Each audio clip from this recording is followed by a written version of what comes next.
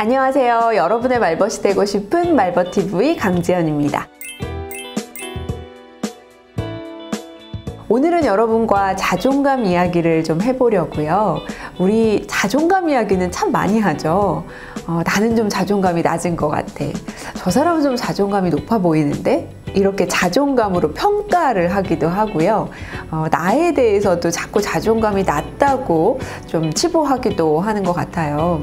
과연 자존감이 뭐길래 이렇게 우리가 관심을 갖고 있는 걸까요? 오늘은 자존감 수업이라는 책을 가지고 왔습니다. 정신과 전문의 윤홍균 선생님이 쓴 책이고요. 이 책은 2016년에 나와서 지금 나온 지는 좀 됐죠. 그래서 아마 많은 분들께 읽혔을 거라고 생각을 합니다. 읽으신 분들은 여러분들이 느낀 점들을 한번 점검해 보시고, 또 지금 처음 접하시는 분들은 자존감에 대한 전반적인 이야기들을 한번 귀 기울여 들어보시면 좋을 것 같아요. 제가 여러분께 처음으로 드릴 질문은, 과연 자존감이 뭘까요? 우리가 흔히 자기 존중감이라고 표현하기도 하죠. 자기를 존중하는 마음, 자기를 사랑하는 마음, 이 정도로 많이 알고 있는데요. 이 책에서는 어떻게 정의하고 있는지 그 부분을 좀 짚어보고 넘어갈게요. 이 책에서 이야기하는 자존감은 자신을 어떻게 평가하는가, 얼마나 자신을 사랑하고 만족하고 있는지에 대한 지표를 뜻하는 단어라고 말하는데요. 이건 사전적인 정의라고 이야기하고 있어요.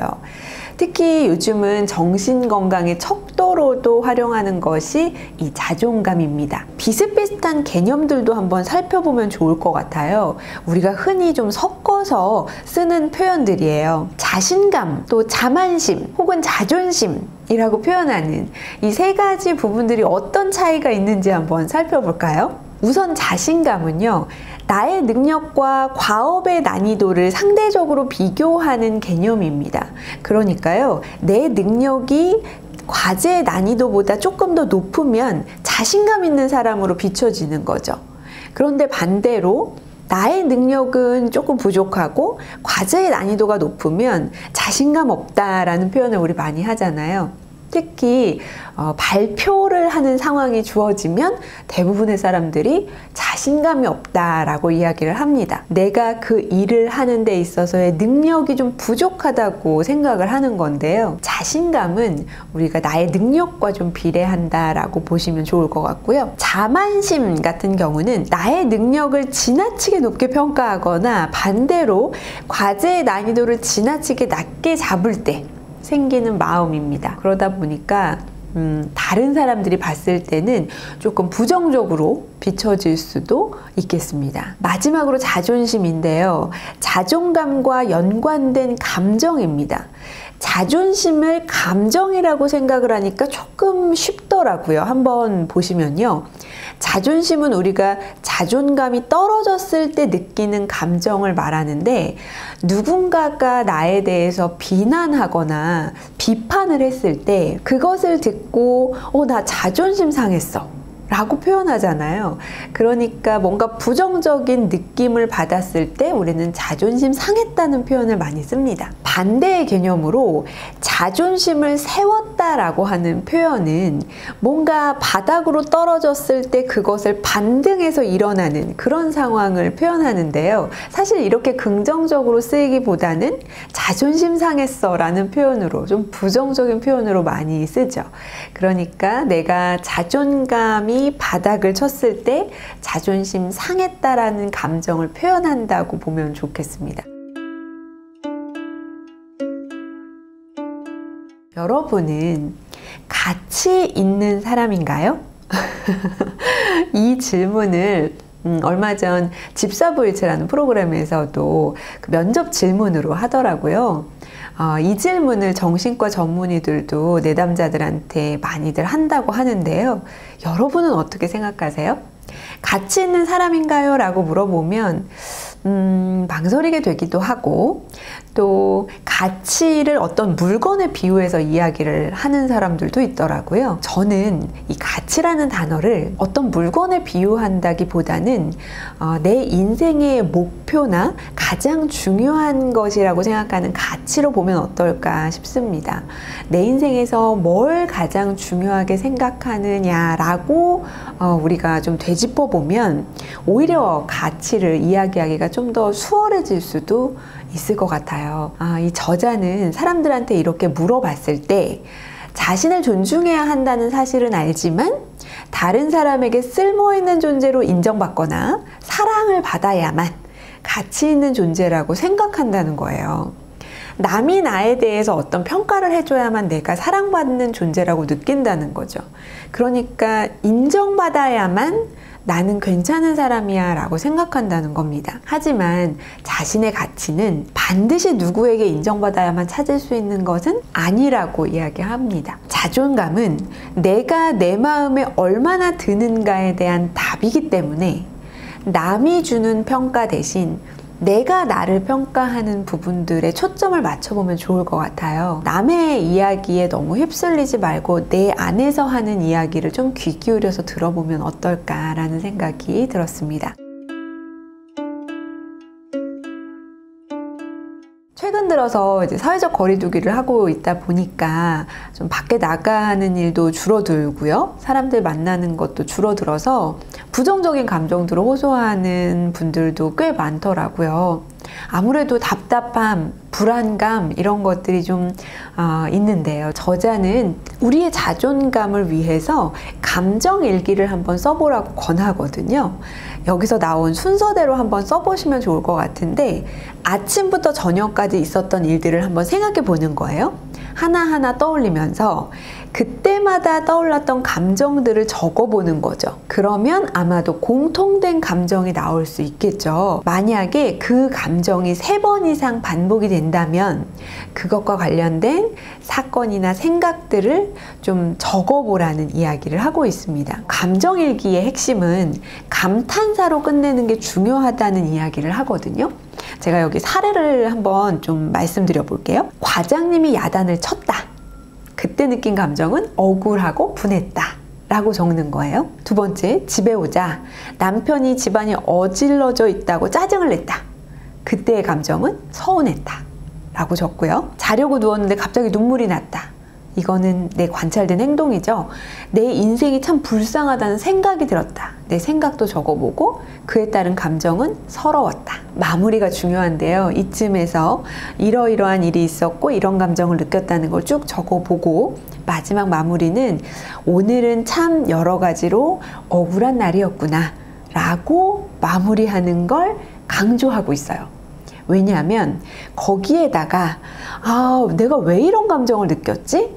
라고 물음표를 던지면 그 다음부터는 생각이 복잡해지고 나에게 비난의 화살을 쏠 가능성이 높다는 거예요. 그러니까 우리는 오늘 내가 이러이러한 감정을 느낀 날이었구나. 그 감정만 느끼고 넘어가 보자는 거죠. 우리가 자꾸 평가하거나 비난하거나 그러다 보면 좀 우울감에 빠질 수 있다는 걸 조금은 경고하고 있습니다. 여러분은 혹시 언제 열폭 하시나요? 제가 좀 줄임말을 써봤는데요. 열등감 폭발을 열폭이라고 하더라고요. 열등감이 폭발할 때가 있죠. 우리가 누군가랑 대화하거나 혹은 그냥 가만히 나 혼자 있다가 생각만 해도 열폭하는 때가 있는 것 같습니다. 저도 생각해보면 제가 뭔가 부족한 부분을 누가 콕 집어서 얘기하면 갑자기 확 폭발하게 되는 것 같기도 하고, 또 어떤 때는 제가 잘하는 부분도 이상하게 뭔가 약간 부족한 느낌을 주는 듯한 이야기를 들으면 왠지 약간 기분이 상하면서 좀 열등감이 폭발하기도 합니다. 이러한 표현들이 분명히 어떻게든 나타날 텐데, 그럼 과연 열등감은 어떤 것들로 구성이 되어 있을까요? 한번 보시면 열등감을 이루는 3가지 생각이 있다고 해요. 첫 번째는 자기 자신에게 부족한 면이 있다는 생각. 제가 갖고 있었던 마음인 거죠. 무능감. 있고요. 두 번째는 자기에게 부족한 점들은 남들은 다 갖고 있을 거라고 생각하는 자격지심이 그 열등감의 가운데에 있습니다. 세 번째는 이 두 가지 이유로 피해를 본다고 생각한다는 거예요. 피해의식을 느끼게 된다. 이러면 이제 열등감을 느끼게 되는데, 우리가 컴플렉스가 있을 때 느끼는 그런 감정, 심정과 좀 비슷합니다. 열등감은 잔뜩 부푼 풍선 같아서 누르다 보면 결국에는 폭발해버리는, 터져버리는 그런 것이라고 표현하고 있습니다. 참 열등감 정말 다른 사람도 건드리고 싶지 않지만 건드리게 될 때가 있잖아요. 그러면 정말 우리가 화상 입을 정도로 데이기도 합니다. 이렇게 열등감이 생겼을 때 이걸 어떻게 극복할 수 있을까? 이 저자는 이렇게 얘기하는데요. 자신이 열등하다는 생각은 세상을 열등한 것과 우등한 것으로 이렇게 구분하는 데에서 출발한다는 겁니다. 열등감을 근본적으로 우리가 버리려고 하면 사람이든 무엇이든 우월함과 열등함, 좋고 나쁨으로 구분하는 습관에서 벗어나야 된다 라고 말하고 있습니다. 우리는 예전부터 참 이런 말들 많이 들었어요. 이게 우등, 열등 이런 것들을 좀 구분했잖아요. 좋고 안 좋고. 이런 부분들이 우리도 모르게 습관화돼서 나타나는 게 아닐까 싶어요. 이런 것들을 좀 버려두면 좋겠습니다. 좋고 나쁜 것이 아니라 각각 그것만의 특성이 있다라는 관점으로 보면 어떨까 싶네요. 여러분들은 다른 사람의 말에 좀 예민한 편이신가요? 저는 생각해보면 어떤 부분에서는 좀 예민하기도 하고 어떤 부분에서는 좀 둔하기도 합니다. 그 두 가지 이야기를 다 듣거든요. 이 예민함은 어디서부터 오는 건지를 한번 살펴볼게요. 우리가 마음에 상처를 입었거나 불안을 느낄 때 가장 먼저 보이는 반응이 바로 예민함이라고 합니다. 우리가 각자 느끼는 감정들이 있는데요. 그것은 자기만의 이유가 있어서 그렇게 느끼는 거잖아요. 그런데 그걸 왜 그렇게 느껴? 라고 우리도 모르게 말할 때가 있습니다. 상대방이 느끼는 감정에 왜라는 이유를 물어보면 상대가 할 말이 없겠죠? 이렇게 많이 합니다. 당신 그런 일로 기분 나쁘면 어떡해? 라고 말을 한다는 거는 아무런 의미가 없다는 거예요. 우리가 남들의 감정은 그들 고유의 것이기 때문에 내가 어떻게 할 수도 없고 또 해서도 안 된다고 이야기하고 있습니다. 우리가 관계를 맺다가도 흔히 드러나는 부분이에요. 예민함은. 예를 들어서요. 우리가 이런 거 있죠. 친구들 만나서 같이 얘기하고 있다가 친구가 자기 이야기를 하고 있어요. 그런데 듣다 보니까 뭐야 저거 지금 나 들으라고 하는 얘기야? 라고 갑자기 예민해지는 순간이 있습니다. 그거는 분명히 나의 컴플렉스를 건드렸거나 분명히 또 나의 그 열등한 부분들을 짚었기 때문에 아마도 이렇게 확 폭발하게 되는 것이 아닌가 싶은데, 그게 바로 피해 사고라고 이야기하고 있습니다. 내가 상대방이 말한 것을 지레 짐작하거나 좀 오해하는 경향도 있을 수 있죠. 그래서 약간 망상에 가까운 정도까지 갈 수도 있습니다. 나 들으라고 하는 거 아니야? 전혀 생각하지 않고 이야기할 수 있으니까요. 이렇게 너무 예민하게 받아들이지 않으면 좋겠어요. 왜냐하면 이거는 관계에 너무나 직접적으로 연관이 되는 거니까요.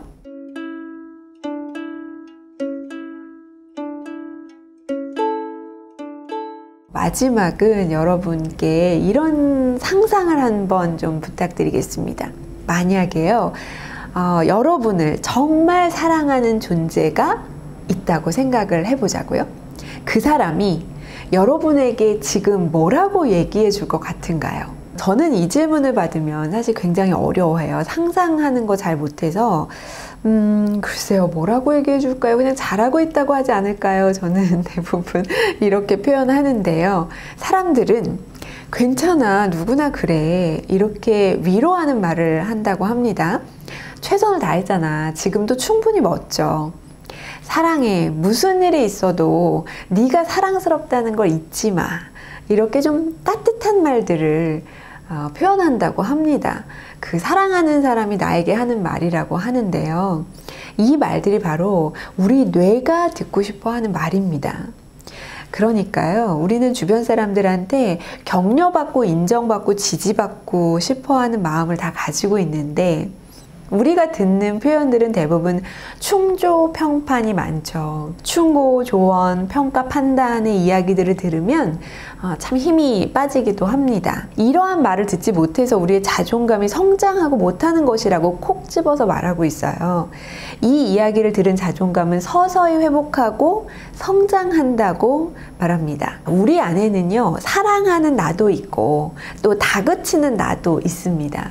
이 둘이 적절하게 균형을 유지하면 좋을 텐데, 우리는 대부분 다그치는 나를 선택하죠. 지금도 부족해, 더 열심히 해 라고 계속해서 닥달하고 다그칩니다. 이러한 그 다그침 때문에 나를 좀 위로하고 격려하는 사랑하는 나가 저쪽에 좀 찌그러져 있는 것 같아요. 그래서 이것의 균형을 맞추기 위한 방법으로 저자는 운동을 권합니다.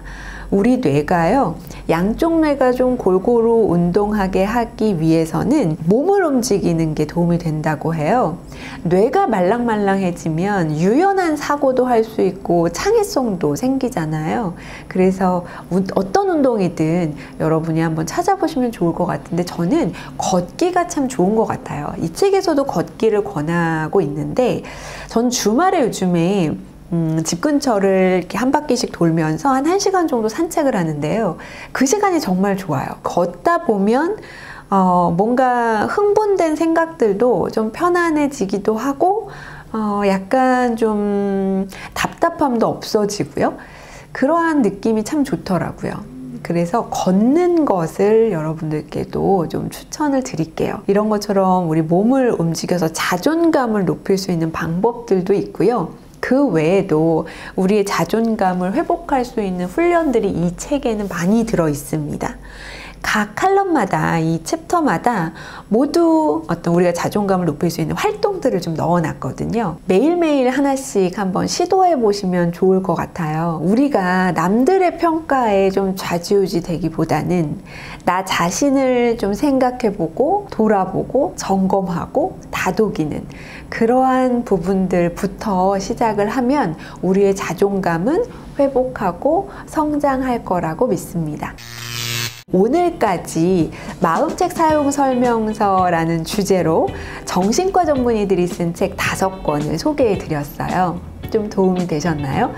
요즘 같은 때에 우리의 마음을 좀 돌아보면 좋을 것 같아서 여러분께 소개해 드렸고요. 다음 시간부터는 글쓰기에 관련된 책들을 좀 소개해 드리려고 합니다. 글쓰기 하면 생각나는 대가들이 좀 떠오르시나요? 그분들의 책들을 소개하면서 우리가 글쓰기도 관심 많잖아요. 업무적으로도 우리는 정말 글쓰기가 필요하고요. 평소에 내 감정을 표현하거나 뭔가 기록하거나 이런 것들도 다 글쓰기라서 많은 분들이 좀 기다려 주실 거라고 생각합니다. 기대 많이 해주시고요. 오늘 내용이 도움이 되셨다면 좋아요와 구독 눌러주시고요. 알람 설정도 해두시면 편안하게 만나보실 수 있습니다. 저는 또 좋은 영상으로 찾아뵙겠습니다. 고맙습니다.